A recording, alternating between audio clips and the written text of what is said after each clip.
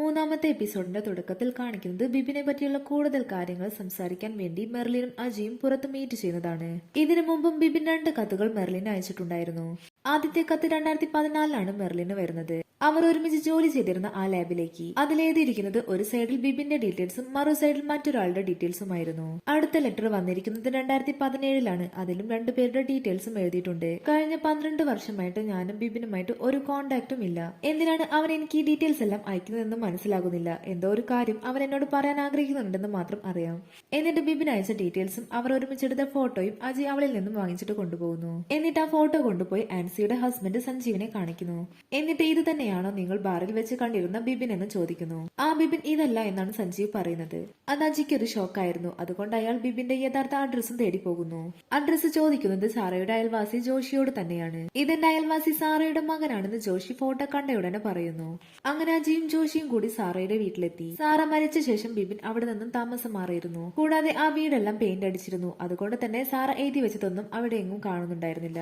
ഇവിടെയായിരുന്നു സാറ രക്തം വന്ന് കിടന്നിരുന്നതെന്ന് പറഞ്ഞ് ജോഷി ആ സ്ഥലം അജിക്ക് കാണിച്ചു കൊടുക്കുന്നു. കൂടാതെ താനാണ് സാറയെ ഹോസ്പിറ്റലിൽ എത്തിച്ചിരുന്നതെന്നും ജോഷി പറയുന്നു. അവിടുന്ന് അജി നേരെ പോകുന്നത് ജോഷി സാറയെ കൊണ്ടുവന്ന ഹോസ്പിറ്റലിലേക്കാണ്. അവിടുത്തെ ഡോക്ടറുടെ അടുത്ത് നിന്നും അജി ആ സത്യം മനസ്സിലാക്കുന്നു.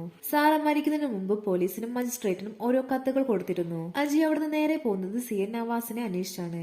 അയാൾ ഇപ്പോൾ കമ്മീഷണർ ആയിരുന്നു. അങ്ങനെ അജി ആ കേസിനെ കുറിച്ചുള്ള കാര്യങ്ങളെല്ലാം തന്നെ നവാസിനോട് സംസാരിക്കുന്നു. മരിച്ചുപോയ ആൻസിയുടെയും സഞ്ജീവിന്റെയും ഡീറ്റെയിൽസിന്റെ കൂടെ ഐഡന്റിഫൈ ചെയ്യാത്ത 2 പേരുടെ ഡീറ്റെയിൽസും കൂടിയുണ്ട്. ഇത് ബിബിൻ എന്ന ആളുടെ ഫ്രണ്ടിന് വന്ന ലെറ്റേഴ്സ് ആണ്. ഈ ബിബിനെ കുറിച്ച് അന്വേഷിച്ചു പോയപ്പോൾ അയാളുടെ അമ്മ സാറിനും മജിസ്ട്രേറ്റിനും ഓരോ കത്തുകൾ നൽകിയതായിട്ട് ഞാൻ അറിഞ്ഞു. ഇതെല്ലാം കേട്ടതും നവാസ് ഒന്ന് ഞെട്ടി. നവാസ് അവിടെ നിന്നും അജിയെ മറ്റൊരു സ്ഥലത്തേക്ക് മാറ്റിക്കൊണ്ട് പറയുന്നുണ്ട്. സാറ അയച്ച ആ കത്തുകളുടെ ഡീറ്റെയിൽസിനെ കുറിച്ച് നമുക്കൊരിക്കലും ഇവിടെ വെച്ച് സംസാരിക്കാൻ പറ്റില്ല. അതെനിക്ക് അങ്ങനെ നിന്നോട് വെളിപ്പെടുത്താൻ പറ്റുന്ന ഒരു കാര്യവുമല്ല. അതുകൊണ്ട് 2 ദിവസത്തിനുള്ളിൽ ഞാൻ നിന്നെ വിളിക്കാം. അപ്പോൾ ഞാൻ പറയുന്ന സ്ഥലത്തേക്ക് താൻ വന്നാൽ മതി. ഇനിയാണ് നേരത്തെ കാണിച്ച സീനിലേക്ക് ഈ ഒരു കഥ എത്തിച്ചിരുന്നത്. അജിയോട് സത്യം തുറന്നു പറയണോ അതോ അന്വേഷണം ബ്ലോക്ക് ചെയ്യണോ എന്നായിരുന്നു അവരുടെ ചർച്ച. അങ്ങനെ തങ്ങൾക്കറിയാവുന്ന സാറയുടെ സത്യങ്ങൾ അജിയോട് തുറന്നു പറയാൻ തന്നെ അവർ തീരുമാനിക്കുന്നു. ഇനിയാണ് സാറയുടെ രഹസ്യങ്ങൾ അവർ പറയാൻ തുടങ്ങുന്നത്. 1985 ആലപ്പുഴയിലെ ഒരു ബീച്ച് ഹോസ്പിറ്റലിലെ ഹെഡ് നഴ്സ് ആയിരുന്നു സാറ. ആ ഹോസ്പിറ്റൽ കുട്ടികൾക്കും അമ്മയ്ക്കും വേണ്ടി മാത്രമുള്ളതായിരുന്നു. അവിടെ സാറയുടെ കീഴിൽ പ്രസവമെടുത്ത കുട്ടികളെയെല്ലാം തന്നെ സാറ പരസ്പരം മാറ്റിയാണ് അവരുടെ അച്ഛനമ്മമാർക്ക് കൊടുത്തത്. അങ്ങനെ ഹിന്ദുവും മുസ്ലിമും ക്രിസ്ത്യനും എല്ലാവരുടെയും കുട്ടികളെ തന്നെ അവർ മാറ്റിയിരുന്നു. അത്രയും വലിയ ക്രൈമാണ് സാറ ചെയ്തുകൊണ്ടിരുന്നത്. അവർ ഏകദേശം 1000ഓളം പ്രസവം എടുത്തു. അതിലുണ്ടായ കുട്ടികളൊന്നും തന്നെ അവരുടെ യഥാർത്ഥ അച്ഛനമ്മമാരുടെ കൂടെയല്ല ജീവിക്കുന്നത്. സാറ ഇങ്ങനെ ചെയ്യുന്നതിന് പിന്നിൽ ഒരു കാരണമുണ്ടായിരുന്നു. സാറ വളരെ ലേറ്റ് ആയിട്ടായിരുന്നു വിവാഹം കഴിച്ചത്. അതുകൊണ്ട് തന്നെ അവർക്ക് കുട്ടികൾ ഉണ്ടായില്ല. അത് കാരണം അവരുടെ ഹസ്ബൻഡ് അവരെ ഉപേക്ഷിച്ചു പോയി. ആ ഒരു ദേഷ്യവും വിഷമവും കാരണമാണ് സാറ ഇങ്ങനെ ചെയ്യുന്നത്. ആരുടെയോ കുഞ്ഞിനെ സ്വന്തം കുഞ്ഞായി കരുതി താലോലിക്കുന്നത് കണ്ട് സാറ ഉള്ളിൽ ചിരിക്കുകയായിരുന്നു. ഈ സത്യങ്ങൾ കേട്ട് അജി ഞെട്ടിപ്പോകുന്നു. പിന്നെ സാറയുടെ മകനാണെന്ന് പറഞ്ഞ ബിബിൻ പിന്നെ ആരാണെന്ന് അജി ചോദിക്കാണ്. അതിനും അവർക്ക് ഉത്തരമുണ്ടായിരുന്നു. ഒരു ദിവസം രാത്രി ഹോസ്പിറ്റലിലേക്ക് 2 പെൺകുട്ടികളെ പ്രസവത്തിന് വേണ്ടി കൊണ്ടുവന്നു. അതിലൊരു പെൺകുട്ടിയുടെ അമ്മ സാറയോട് തങ്ങൾക്ക് ഈ കുഞ്ഞിനെ വേണ്ട എന്ന് പറയുന്നു. കാരണം അവൾക്കൊരു തെറ്റ് പറ്റിയതാണ്. ഈ കുഞ്ഞിനെ കൊണ്ട് ഞങ്ങൾക്ക് തിരിച്ചു പോകാൻ പറ്റില്ല. അതുകൊണ്ട് ആ കുഞ്ഞിനെ എങ്ങനെയെങ്കിലും ഒഴിവാക്കി തരണമെന്ന് അവർ സാറയോട് ആവശ്യപ്പെട്ടു. ഇവരെ പറയുന്ന പെൺകുട്ടിയുടെ കൂടെ രേഖ എന്ന് പറയുന്ന പ്രൊഫസറും പ്രസവത്തിന് വേണ്ടി കിടപ്പുണ്ടായിരുന്നു. അങ്ങനെ അവർ 2 പേരും പ്രസവിച്ചു. ആ പെൺകുട്ടി പ്രസവിച്ചത് ഒരു പെൺകുഞ്ഞിനെയും പ്രൊഫസർ പ്രസവിച്ചത് ഒരു ആൺകുഞ്ഞിനെയുമായിരുന്നു. എന്നാൽ സാറ തന്റെ സ്ഥിരം പരിപാടി അവിടെ കാണിച്ചു. ആ കുട്ടികളെ പരസ്പരം മാറ്റി. എന്നിട്ട് പ്രൊഫസർ പ്രസവിച്ച ആൺകുട്ടിയെ ബിബിൻ എന്ന് പേരിട്ട് സാറ സ്വന്തം മകനായിട്ട് വളർത്തി.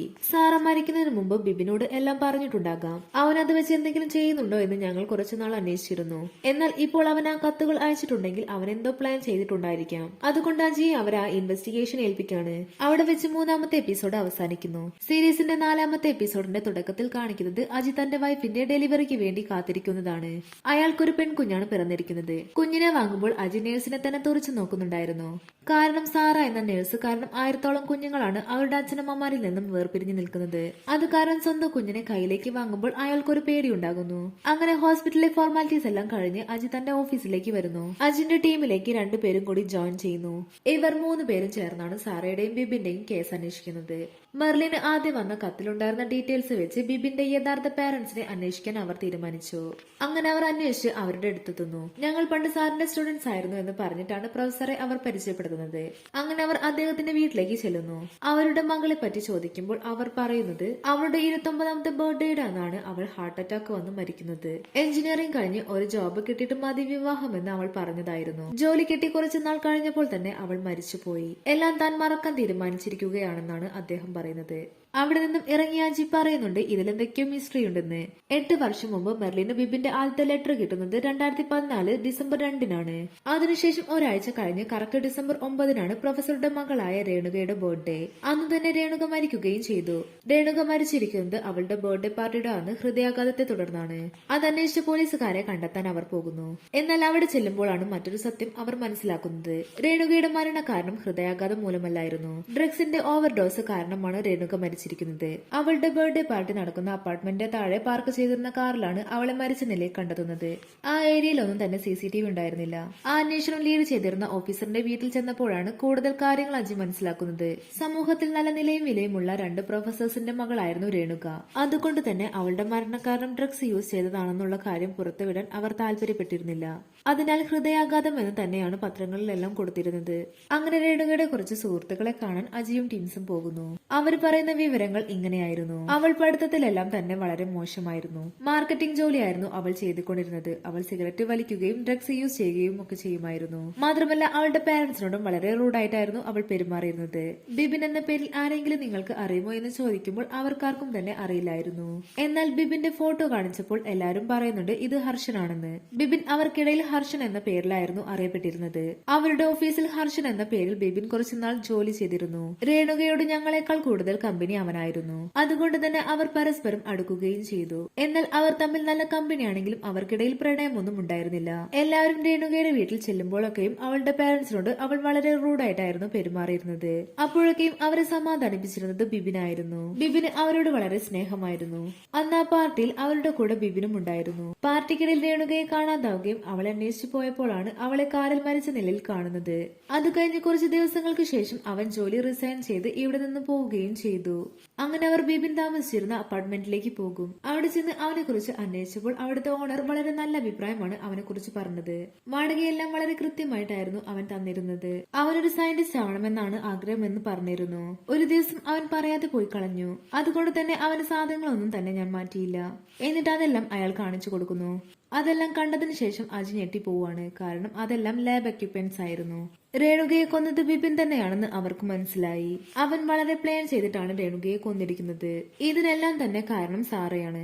കാരണം പ്രൊഫസർ രേഖയുടെയും മോഹന്റെയും മകനാണ് ബിപിൻ. എന്നാൽ കുഞ്ഞുങ്ങളെ മാറ്റിയതോടുകൂടി രേണുക അവരുടെ മകളാവുകയും ബിപിൻ സാറയുടെ മകനാവുകയും ചെയ്യാണ്. തനിക്ക് ലഭിക്കേണ്ട നല്ല ജീവിതം അവൾക്ക് ലഭിച്ചിട്ട് പോലും അവൾ അതൊട്ടും തന്നെ ഉപയോഗിക്കാതെ വെറുതെ വേസ്റ്റ് ആക്കുന്നത് കണ്ട് ദേഷ്യം വന്നിട്ടാണ് ബിപിൻ അവളെ കൊന്നുകളഞ്ഞത്. രേണുകയെ കൊന്നതിന് അവന് പേഴ്സണൽ റീസൺസ് ഉണ്ട്. എന്നാൽ അവന്റെ കൊല അവിടെ നിന്നില്ല. രണ്ടാമത്തെ കത്തിൽ ദേവൻ എന്ന ഒരാളുടെ ഡീറ്റെയിൽസ് ആണ് അവൻ റെഡ് ഇങ്കിൽ എഴുതിയിരിക്കുന്നത്. ആ ദേവൻ ഇപ്പോൾ മരിച്ചിരിക്കുന്നു. എന്തിനായിരിക്കും അവൻ ദേവൻ എന്ന ആളെ കൊന്നിട്ടുണ്ടാവുക? അതിന്റെ കാരണം അന്വേഷിച്ചാൽ മാത്രമേ ഈ കേസിന്റെ ബാക്കി ഡീറ്റെയിൽസ് നമുക്ക് ലഭിക്കുകയുള്ളൂ എന്നാണ് അജി പറയുന്നത്. ഇവിടെ വെച്ചാണ് 4ാമത്തെ എപ്പിസോഡ് അവസാനിക്കുന്നത്. അടുത്ത എപ്പിസോഡുകൾ നെക്സ്റ്റ് വീഡിയോയിൽ കാണാം. അതിനായി ചാനൽ സബ്സ്ക്രൈബ് ചെയ്യാൻ മറക്കല്ലേ.